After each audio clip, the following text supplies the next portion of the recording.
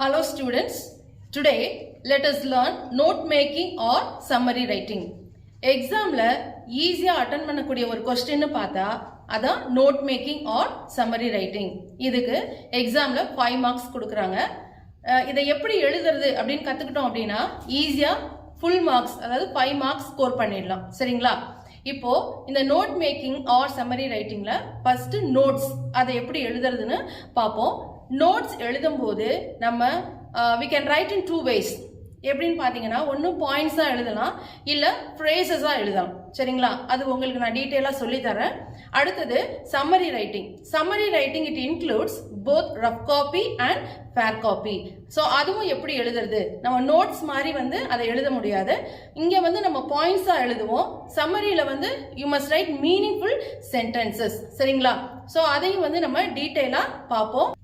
So summary ரைட்டிங்கில் வந்து rough copy and fair copy இது ரெண்டும் எழுதி முடிச்ச உடனே கடைசியா ஒரு 2 லைன் கண்டிப்பா எழுதணும். அது என்னன்னா the words given in the passage, அதாவது கொஸ்டின்ல எத்தனை வேர்ட்ஸ் கொடுத்துருக்காங்க அப்படின்றத எண்ணி எழுதணும். அதுக்கப்புறம் the words given in my summary அப்படின்னு எழுதி அதுல எத்தனை வேர்ட்ஸ் நம்ம யூஸ் பண்ணியிருக்கோமோ அத்தனை வேர்ட்ஸ் நம்ம கவுண்ட் பண்ணி எழுதணும். ஆனா இந்த ஃபேர் காப்பி அதாவது சம்மரியில பாத்தீங்க அப்படின்னா கண்டிப்பா அது பேசேஜ்ல இருந்து 1/3 தான் இருக்கணும். சரிங்களா? அது எப்படி எழுதலாம்னு பாப்போமா? ஸ்டூடெண்ட்ஸ், இப்போ நோட் மேக்கிங் ஆர் சம்மரி ரைட்டிங்ல நோட்ஸ் எப்படி எழுதுறது அதுக்கான ஸ்டெப்ஸ் என்னென்ன அப்படின்னு சொல்லி பார்க்க போறோம். இங்க உங்களுக்கு ஒரு 5 ஸ்டெப்ஸ் கொடுத்துருக்காங்க. ஃபர்ஸ்ட் அதை நீங்க ஃபாலோ பண்ணிக்கிட்டீங்க அப்படின்னா நோட்ஸ் வந்து ஈஸியா எடுத்து எழுதுறதுக்கு வசதியா இருக்கும். சரிங்களா? அது என்னென்ன பாயிண்ட்ஸ் பார்க்கலாமா? Okay. So what is the first point? read thoroughly the passage. First என்ன பண்ணணும், கொடுத்திருக்கிற பேசேஜை லைன் பை லைன் என்ன பண்ணணும், நல்லா தரவா வாசிக்கணும். சரிங்களா? அடுத்தது அண்டர்ஸ்டாண்ட் த கான்செப்ட். வாசிச்சு முடிச்ச உடனே அந்த பேசேஜ்ல என்ன கான்செப்ட் வந்து டிஸ்கஸ் பண்ணிருக்காங்க அப்படின்னு சொல்லி பார்க்கணும். ஏன்னா உங்களுக்கு அந்த கான்செப்ட் தெரிஞ்சாதான் நீங்க வந்து ஒரு சூட்டபிள் டைட்டில் அதுக்கு கொடுக்க முடியும். சரிங்களா? அதுக்கு தான் வந்து அந்த கான்செப்டை வந்து அண்டர்ஸ்டாண்ட் பண்ணிக்கணும்னு சொல்றாங்க. Okay, what is the third type? Underline the important points. ஏன்னா உங்களுக்கு பேசேஜ் கொஞ்சம் சில சமயம் பெருசா இருக்கும். அப்போ நீங்க முக்கியமான பாயிண்ட்ஸ் எதை வந்து எழுத போறீங்க அப்படின்னு அண்டர்லைன் பண்ணிக்கிட்டீங்க அப்படின்னா நீங்க எழுதும் போது எந்த பாயிண்ட்ஸும் ரிப்பீட் ஆகாம இருக்கும். ரெப்படேஷனை வந்து என்ன பண்ணலாம், நீங்க அவாய்ட் பண்ணிக்கலாம். சரியா? அதனால தான் உங்களை அண்டர்லைன் பண்ணிக்க சொல்றாங்க. அதை பென்சில் வச்சு நீங்க அண்டர்லைன் பண்ணிக்கிட்டீங்க அப்படின்னா it's well and good. Next, write them according to the sequence. So எழுதும் போது பாயிண்ட்ஸ் வந்து வரிசையா தான் எழுதணும். சீக்வன்ஸ் பிரகாரம் தான் நம்ம எழுதணும். ஃபர்ஸ்ட் பாயிண்ட் எழுதிட்டு இடையில ஒரு பாயிண்ட் எழுதிட்டு அப்புறம் கடைசி ஒரு பாயிண்ட் அப்படி கிளம்ஸி எழுதக்கூடாது. ஸ்டெப் மாத்தி வந்து நம்ம எழுதக்கூடாது. ஸோ அதை வந்து லைன் பை லைன் வாசிச்சு அக்கார்டிங் டு த லைன் கரெக்டா ஸ்டெப் பை ஸ்டெப்பா தான் என்ன பண்ணணும், அதை எழுதணும். அடுத்தது give a suitable title. இங்க வந்து நமக்கு எக்ஸாம்க்கு வந்து make notes or prepare summary அப்படின்னு தான் கேட்பாங்க. சரிங்களா? அதனால நம்ம ரெண்டுமே சேர்த்து கேட்டாங்க அப்படின்னா சம்மரியில மட்டும் நீங்க டைட்டில் கொடுத்தா போதும். ஆனா இங்க எக்ஸாம்ல this or that, either this or that அப்படின்னு கேட்கறதுனால நம்ம என்ன பண்ணலாம், இங்க நோட்ஸ்லயே வந்து டைட்டில் கொடுத்துக்கலாம். சரிங்களா? so these are the 5 steps to be followed before making a notes. சரியா? ஓகே. அடுத்தது சம்மரி எப்படி ரெடி பண்றது, சம்மரி எப்படி வந்து எழுதுறது அப்படின்னு சொல்லி பார்ப்போமா? ஓகே. சம்மரியில வந்து பாத்தீங்க அப்படின்னா இதுக்கும் வந்து a few steps are there to be followed. What are they? Make short sentences. இங்க நம்ம நோட்ஸ்ல பாத்தீங்க அப்படின்னா பாயிண்ட்ஸ் தான் நம்ம எழுதுவோம். ஆனா சம்மரியில வந்து என்ன பண்ணணும்னா நீங்க மீனிங்ஃபுல் சென்டென்ஸா எழுதணும். அது வந்து உங்களுக்கு பேசேஜ்ல கொடுக்கும்போது சில சமயம் நீளமா இருக்கும். சென்டென்சஸ் வந்து 2 சென்டென்ஸ்ல கூட ஒரு சென்டென்ஸ் முடியலாம். ஆனா நீங்க வந்து சம்மரி எழுதும் போது அதை எவ்வளவுக்கு எவ்வளவு சிம்பிளா ஷார்ட்டா எழுத முடியுமோ அவ்வளவுக்கு எவ்வளவு சிம்பிளா என்ன பண்ணிக்கணும், எழுதிக்கணும். அடுத்தது choose only the important information. So அந்த பேசேஜ்ல இருந்து முக்கியமான இன்ஃபர்மேஷன் மட்டும் நம்ம செலக்ட் பண்ணிக்கிட்டா போதும். எல்லாத்தையும் உட்காந்து எழுதணுன்ற அவசியம் இல்லை. நம்ம வந்து வாசிக்கும் போதே தெரியும் இல்லையா, எது முக்கியமான பாயிண்ட், எது வந்து முக்கியம் இல்லாத பாயிண்ட் அப்படின்னு சொல்லி தெரியும் இல்லையா உங்களுக்கு. ஸோ அதை பார்த்துக்கிட்டு நீங்க என்ன பண்ணிக்கணும், அந்த இம்பார்ட்டன்ட் இன்ஃபர்மேஷனை மட்டும் நீங்க எடுத்து எழுதிக்கணும்.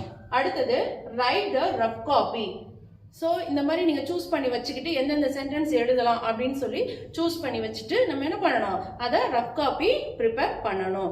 ஸோ பேசேஜில் இருக்கிறத அப்படியே வந்து நம்ம என்ன பண்ணக்கூடாது, ரஃப் காப்பியில் எழுதக்கூடாது.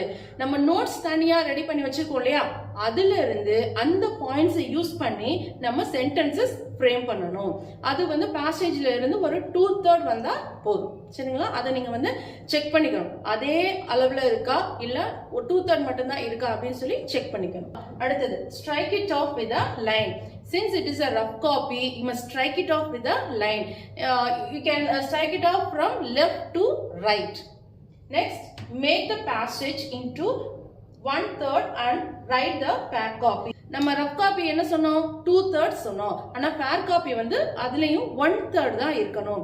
சோ அதை விட ரஃப் காப்பியை விட ஃபேர் காப்பி சின்ன பேராவா தான் இருக்கணும். அதை கொஞ்சம் நீங்க என்ன பண்ணிக்கணும், செக் பண்ணிக்கணும். Okay, give a suitable title.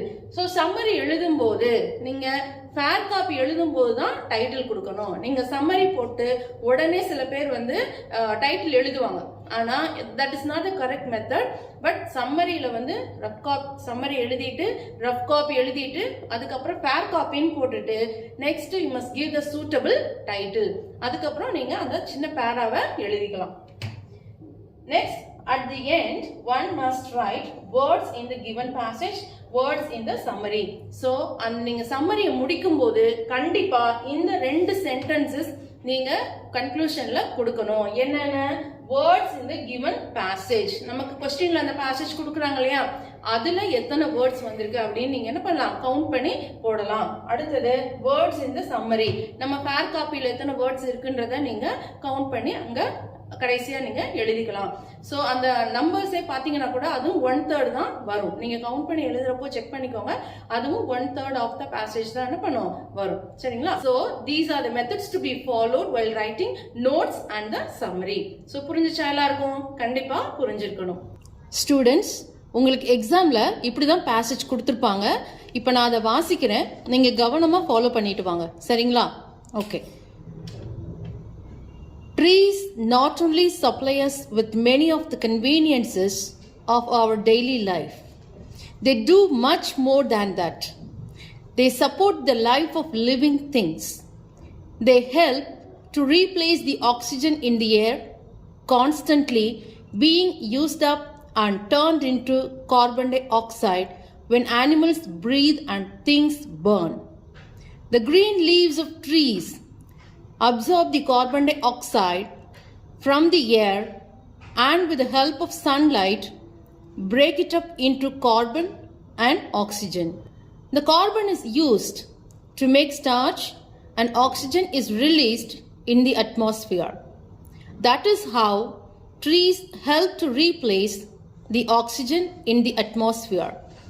The green cells of leaves are wonderful little laboratories where all the starch in the world is produced. Since starch forms an important part of the food of men and animals, their life depends on the work done by the green cells of plants. Thus, trees are great friends of man. Students, இப்போ நம்ம notes எப்படி எழுதுறது அப்படின்னு சொல்லி பார்க்க போறோம். Notes எழுதுறதுல வந்து we follow 2 methods. சரிங்களா, என்னென்ன method? the first one is hyphen use பண்ணி எழுதுறது, அது ஒரு method. the other one is using the phrases. அதுல வந்து நம்ம பேசேஜ் கொடுத்துருக்காங்க இல்லையா, அதுல இருந்து நம்ம phrases எடுத்து அது சப்ஹெட்டிங்ஸ் போட்டு அப்படியும் கூட நம்ம எழுதலாம். அதை தான் என்ன பண்ண போறோம், இப்ப நம்ம பார்க்க போறோம். அதுல ஒரு மாடல் உங்களுக்கு நான் சொல்லி கொடுக்குறேன். சரிங்களா, ஓகே. இப்ப நம்ம பேசேஜ் படிச்சோம் இல்லையா, அதை படிக்கும் போதே உங்களுக்கு அது என்ன கான்செப்ட்ன்றது புரிஞ்சிருக்கும். அப்படிதானே? அந்த பேசேஜ் எதை பத்தினது? வெரி குட், அது ட்ரீஸ் பத்தினது. அப்போ என்ன பண்ணணும், டாப்ல நோட்ஸ் அப்படின்னு சொல்லி எழுதிட்டு ட்ரீஸ் அப்படின்னு சொல்லி நம்ம டைட்டில் கொடுத்துடலாம். இப்ப நம்ம நோட்ஸ் அண்ட் சம்மரி ரெண்டுமே சேர்த்து எழுதுறப்போ ஃபேர் காப்பியில டைட்டில் கொடுத்தா போதும். ஆனா உங்களுக்கு எக்ஸாம்ல write either notes or summary அப்படின்னு கொடுக்கறதுனால நம்ம என்ன பண்ணலாம், நோட்ஸ்லயும் டைட்டில் எழுதலாம், தப்பே இல்ல. அப்போ ட்ரீஸ் அப்படின்னு சொல்லி என்ன பண்ணிக்கலாம், டைட்டில் கொடுத்துடலாம். ஓகே, இப்போ அந்த passage is classified into 3 subheadings. What are they? Characteristics, trees, the laboratories and benefits. இப்படின்னு நம்ம என்ன பண்றோம், ஒரு 3 subheadings வந்து கொண்டு வரோம். So under each subheadings we have 3 points. அத நம்ம விரிவா பார்க்கலாமா? Okay. So what is the first subheading? Characteristics. அதுல வந்து என்ன first point என்ன எழுதி இருக்கோம்? It supports the life of living things. சரிங்களா? அடுத்து second point என்ன எழுதி இருக்கோம்? It replaces the oxygen in the air. What is the third point? The leaves absorb the carbon dioxide. This everyone knows. The trees absorb the carbon dioxide and releases the oxygen to all the living things. Okay. So the first subheading is now over. So what is the second subheading? Trees, the laboratories. Why do we call the trees the laboratories? Because the trees break up the carbon dioxide into carbon and oxygen. சரிங்களா? அததான் இங்க நம்ம என்ன பண்ணிக்கோம், first point எழுதி இருக்கோம். What is the next point? Oxygen in the atmosphere. Because the trees release the oxygen in the atmosphere. That is why we are able to inhale the oxygen. Okay. What is the third point? Green cells, the wonderful laboratories. ஏன் wonderful laboratories னு சொல்றோம்? நீங்க வந்து இப்போ பிராக்டிகல்ஸ்க்கு லேபுக்கு போயிருப்பீங்க இல்லையா, அங்க ஒரு லீஃபை கொடுத்து அதை டிசெக்ட் பண்ணுங்க அப்படின்னு சொல்றப்போ அதுல என்ன பாக்குறீங்க, you can see the cells. அப்போ அந்த செல்ஸ் தான் என்ன பண்ணுது, எல்லாம் குட்டி குட்டியா இருக்கும். But those cells classify the carbon dioxide into carbon and oxygen. Carbon டை ஆக்சைட ஆக்சிஜனாவும் கார்பனாவும் என்ன பண்ணுது, பிரிச்சு நமக்கு ஆக்சிஜனை கொடுக்குது. அப்போ அது ஒரு லேப்ல செய்யற வேலைய ஒரு இலை செய்யறதுனால அத வந்து நம்ம என்ன சொல்றோம், wonderful laboratories அப்படின்னு சொல்லி சொல்றோம். சரிங்களா? இப்போ செகண்ட் சப்ஹெடிங் முடிஞ்சிருச்சு. So what is the third subheading? The benefits. So we all know what are the benefits we get from the trees. So what is the first benefit? Production of starch. அது எல்லாருக்குமே நல்லா தெரியும், சயின்ஸ்ல படிச்சிருப்போம். அடுத்தது what is the second benefit? Food of all living things. So we get the vegetables and the fruits from the trees and the plants. So அதனால தான் நம்ம என்ன சொல்றோம், this is the trees are the food of all living things. So what is the third point? Great friends of man. So why do we say great friends of man? Because the whole part of a tree, ஒரு tree எடுத்துக்கிட்டோம் அப்படின்னா அதுல எல்லா பார்ட்டுமே வந்து மனிதனுக்கு வந்து ரொம்ப யூஸ்ஃபுல்லா தான் இருக்கு. எந்த பார்ட்டையும் நம்ம வேஸ்ட் பண்றது கிடையாது. அதனாலதான் we say trees the great friends of man அப்படின்னு சொல்லி சொல்றோம். So these are the 3 benefits we get from the trees. Students, இவ்வளவு நேரம் நம்ம எப்படி phrases யூஸ் பண்ணி நோட்ஸ் எழுதுறதுன்னு பார்த்தோம். The other way of writing the notes is using the hyphens. அது எப்படி எழுதுறது? இப்போ நீங்க பாக்குறீங்க இல்லையா, இதே மாதிரி தான். முக்கியமான வேர்ட்ஸ் எல்லாம் அண்டர்லைன் பண்ணிக்கணும். ஃபர்ஸ்ட் நீங்க பேசேஜ் படிக்கிறப்பவே முக்கியமான வேர்ட்ஸ் என்ன பண்ணிக்கணும், அண்டர்லைன் பண்ணிக்கணும். அப்படி பண்ணிட்டீங்க அப்படின்னா இந்த மாதிரி ஹைபன் போட்டு எழுதுறப்போ உங்களுக்கு ஈஸியா இருக்கும். அப்படி அப்படியே நீங்க அண்டர்லைன் பண்ண வார்த்தையை மட்டும் எடுத்து எழுதிக்கலாம். இதுல வந்து நீங்க பிரேசஸா எழுதணும்னு கூட அவசியம் இல்லை. இந்த மாதிரி எழுதுறப்போ டென்சஸ், ஆர்டிகிள்ஸ் அண்ட் ப்ரிபோசிஷன்ஸ் இந்த 3 விஷயங்களை என்ன பண்ணிக்கணும், அவாய்ட் பண்ணிக்கணும். இதெல்லாம் வந்து நம்ம யூஸ் பண்ணக்கூடாது. ஃபார் எக்ஸாம்பிள் அண்ட் இருக்கும், ஆஃப்னு இருக்கும், ஏ இருக்கும். சோ இந்த மாதிரி சின்ன சின்ன விஷயங்களை என்ன பண்ணிக்கணும், நீங்க ஒமிட் பண்ணிடணும். அதெல்லாம் வந்து நோட்ஸ்ல எழுத கூடாது. சோ அப்படி நீங்க எழுதுறப்போ இந்த மாதிரி உங்களுக்கு நோட்ஸ் கிடைச்சிடும். சரிங்களா? இது ரொம்ப ஈஸியா தானே இருக்கு. So you can choose either using the phrases or the words. சரியா? இப்போ எப்படி நோட்ஸ் எழுதுறது அப்படின்னு புரிஞ்சுதா? ஓகே. சோ நம்ம வந்து இத எழுதிட்டு நம்ம வந்து பேசேஜ் பார்த்தோம் இல்லையா, பேசேஜ் பார்த்துட்டு இந்த phrases எழுதும்போது டைட்டில் கொடுத்தோம் இல்லையா, என்ன டைட்டில் கொடுத்தோம்? Very good, trees. சோ இந்த சேம் டைட்டிலே என்ன பண்ணலாம், இந்த பேராவுக்கு நம்ம கொடுக்கலாம். இங்க வந்து நம்ம நோட்ஸ் மட்டும் தனியா எழுதுறதுனால கண்டிப்பா நீங்க டைட்டில் எழுதியே ஆகணும். So notes எழுதுறப்போ you can choose either the phrases or using the hyphens. So இந்த ரெண்டு மெத்தட்ல நீங்க ஏதாவது ஒரு மெத்தட் சூஸ் பண்ணி எழுதினாலே கண்டிப்பா 5 மார்க்ஸ் வாங்கிடலாம். சரிங்களா? ஓகே. அடுத்து நம்ம என்ன பார்க்க போறோம்? Very good, summary. So summary எப்படி எழுதுறது? நான் உங்களுக்கு மெத்தடாலஜி சொல்லி கொடுத்தப்ப சொன்னேன் இல்லையா, it includes both rough copy and pad copy. Okay. So அது எப்படி எழுதுறதுன்னு பார்க்கலாமா? ஓகே. சோ முதல்ல சம்மரி அப்படின்னு சொல்லி சைட் ஹெட்டிங் போட்டுக்கணும். அதுக்கு கீழே ரஃப் காப்பி அப்படின்னு சொல்லி போட்டுக்கணும். சரிங்களா? இப்போ நம்ம நோட்ஸ் எழுதியிருக்கோம் இல்லையா, அதுல எழுதின பாயிண்ட்ஸ் யூஸ் பண்ணி நம்ம ஷார்ட் சென்டென்சஸ் கிரியேட் பண்ணணும். சோ நான் உங்களுக்கு மெத்தடாலஜி சொல்லி கொடுக்கும் போதே என்ன சொன்னேன், rough copy should be 2/3 of the given passage. சரிங்களா? அது அந்த பேசேஜ்ல இருந்து ஒரு 3/2 பங்கு எழுதினாலே போதும் அப்படின்னு சொல்லி கொடுத்தேன். சோ அதே மாதிரி நீங்க எழுதிக்கணும். அதே மாதிரி தான் என்ன பண்ணிக்கோ, நம்ம அதை ஷார்ட்டா எழுதியிருக்கோம். அதை எழுதி முடிச்ச உடனே என்ன பண்ணணும், முக்கியமான வேலை அதை அடிக்கணும். You can strike it off from left to right. சரிங்களா? ஓகே. அடுத்தது என்ன, ஃபேர் காப்பி. ஃபேர் காப்பி என்ன, ஃபேர் காப்பில எப்படி எழுதணும், ஃபேர் காப்பிக்கு முதல்ல என்ன பண்ணணும், ஃபேர் காப்பின்ட்டு சைடு ஹெட்டிங் கொடுக்கணும். அடுத்தது ரொம்ப முக்கியமான விஷயம், தலைப்பு, the suitable title. நம்ம நோட்ஸ் எழுதும் போது என்ன டைட்டில் கொடுத்தோம், யோசிச்சு பாருங்க எல்லாம். வெரி குட், ட்ரீஸ் அப்படின்னு சொல்லி கொடுத்தோம் இல்லையா, இந்த சேம் டைட்டில் என்ன பண்ணிக்கலாம், இங்கேயும் கொடுத்துக்கலாம். சோ ட்ரீஸ் அப்படின்ட்டு மிடில் எழுதிக்கணும். நீங்க அத சைட்லலாம் எழுதக்கூடாது. மிடில்ல அழகா கேபிட்டல் லெட்டர்ல எழுதினா கூட ரொம்ப நல்லது. சரிங்களா? அதை எழுதி அண்டர்லைன் பண்ணிக்கோங்க. அடுத்தது நீங்க 1/3 ஆஃப் த பேசேஜ் தான் என்ன பண்ணணும், நம்ம ஃபேர் காப்பி எழுதணும். அப்போ இது rough copy 2/3 and fair copy 1/3. அப்போ ரஃப் காப்பியை விட ஃபேர் காப்பி எப்படி இருக்கணும், சின்னதா தான் இருக்கணும். அதையும் நீங்க பாத்துக்கணும். ரஃப் காப்பியும் ஃபேர் காப்பியும் சேம் லெவல்ல இருந்துச்சு அப்படின்னா கண்டிப்பா நமக்கு மார்க் கிடைக்காது. அதை நல்லா ஞாபகம் வச்சுக்கோங்க. சோ ஃபேர் காப்பி ரொம்ப சின்னதா தான் எழுதணும். கடைசியா என்ன எழுதணும், the words given in the passage. So நமக்கு क्वेश्चनல ஒரு passage கொடுக்கறாங்க இல்லையா, அந்த passageல எத்தனை வேர்ட்ஸ் கொடுத்திருக்காங்க அப்படின்றத கவுண்ட் பண்ணி எழுதணும். எப்படி கவுண்ட் பண்ணணும், வேர்ட் பை வேர்டா தான் கவுண்ட் பண்ணி எழுதணும். ஒவ்வொரு லெட்டரையும் தனித்தனியா கவுண்ட் பண்ணி எழுதக்கூடாது. ஃபார் எக்ஸாம்பிள் the trees அப்படின்னு ஸ்டார்ட் பண்ணுதுன்னு வச்சுக்கோங்களேன், அதுல the 1 H2 E3 அப்படின்னு கவுண்ட் பண்ணக்கூடாது. தங்கிறது it's a unit of letters. the அப்படிங்கறது the தான் நம்ம கவுண்ட் பண்ணணும். சரிங்களா? So the one word and trees other word, second word அப்படின்னு கூட வச்சுக்கணும். சரிங்களா? ஓகே. இங்க நம்ம எப்படி கவுண்ட் பண்ணி போட்டிருக்கோம், நம்ம the words given in the passage எவ்வளவு போட்டிருக்கோம், 151. நோட் பண்ணிக்கிட்டீங்களா? Okay. And then what is the second one, the words given in fair copy or summary அப்படின்னு கூட போட்டுக்கலாம். சோ அதுல fair copyல எத்தனை வேர்ட்ஸ் இருக்கோ அத கவுண்ட் பண்ணி நம்ம போட்டுக்கலாம். இங்க நம்ம எவ்வளவு போட்டிருக்கோம், 35. சரிங்களா? சோ இதோட இந்த fair copy முடியுது. சோ summary writing எப்படி எழுதுறது அப்படின்னு ஒரு தடவை பாத்துக்கிட்டீங்களா?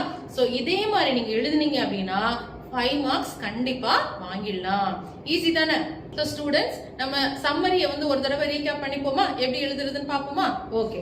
சோ சம்மரிக்கு ஃபர்ஸ்ட் நீங்க என்ன பண்ணிக்கணும், சம்மரி அப்படின்னு சொல்லி சைடு ஹெட்டிங் போட்டுக்கணும். அதுக்கப்புறம் ஒரு லைன் விட்டு ரஃப் காப்பி அப்படின்னு சொல்லி போடணும். ரஃப் காப்பில எப்படி எழுதணும், நம்ம நோட்ஸ்ல பாயிண்ட்ஸ் எழுதியிருக்கோம் இல்லையா, அதை யூஸ் பண்ணி ஷார்ட் சென்டென்சஸ் கிரியேட் பண்ணிக்கணும். அதை எழுதி முடிச்ச உடனே அது அந்த கிவன் பேசேஜ்ல 2/3 இருக்குதான்னு பார்க்கணும். அதாவது 3/2 பங்கு நம்ம எழுதியிருக்கோமா அப்படின்னு சொல்லி செக் பண்ணிக்கோங்க. அது முடிச்ச உடனே பென்சில் வச்சு ஒரு line from left to right ஒரு லைன் என்ன பண்ணிக்கணும், போட்டுறணும். அடுத்தது ஃபேர் காப்பி, அது முடிச்ச உடனே ஃபேர் காப்பி அப்படின்னு சொல்லி சைட்ல ஹெட்டிங் போட்டுக்கணும். அதுக்கப்புறம் இங்கதான் என்ன பண்ணணும், முக்கியமான விஷயம், நம்ம டைட்டில் கொடுக்கணும். சரிங்களா? அது கேபிட்டல் லெட்டர்ல கொடுத்தா ரொம்ப நல்லது. கொடுத்துட்டு என்ன பண்ணணும், we must write 1/3, அதாவது 3/1 பங்கு நம்ம சென்டென்சஸ் இதுல எழுதிக்கலாம். ஓகே. அது முடிச்சதுக்கு அப்புறமா என்ன பண்ணணும், the words given in the passage, that is 151, and the words given in summary, that is 35. இப்போ நம்ம சம்மரி எழுதும் போது நீங்க மறுபடியும் அதை ஒரு தடவை பார்க்கணும். ரஃப் காப்பியை விட ஃபேர் காப்பி எப்படி இருக்கணும், ஷார்ட்டா இருக்கணும். சரிங்களா? ரஃப் காப்பியும் ஃபேர் காப்பியும் ஈக்குவலா இருந்தா மார்க் குறைஞ்சிரும். அதனால நீங்க எப்பவுமே எழுதும் போது கேர்ஃபுல்லா இருக்கணும். ரஃப் காப்பியை விட ஃபேர் காப்பி ஷார்ட்டா தான் இருக்கணும். சரிங்களா? இப்போ எல்லாத்துக்கும் புரிஞ்சுதா, நோட்ஸ் எப்படி எழுதுறது, சம்மரி எப்படி எழுதுறது அப்படின்னு சொல்லி புரிஞ்சுதா? Very good students. இவ்வளவு நேரம் நம்ம note making or summary writing பார்த்தோம். அதை எப்படி எழுதுறது அப்படின்ட்டு விரிவா பார்த்தோம். கண்டிப்பா உங்க எல்லாருக்கும் புரிஞ்சிருக்கும்னு நினைக்கிறேன். வீட்டுல உட்காந்து நீங்களே ஒரு முறை அதை எழுதி செக் பண்ணி பாருங்க. சரிங்களா? அடுத்த வகுப்பில் மற்றொரு தலைப்பில் மீண்டும் சந்திப்போம். நன்றி.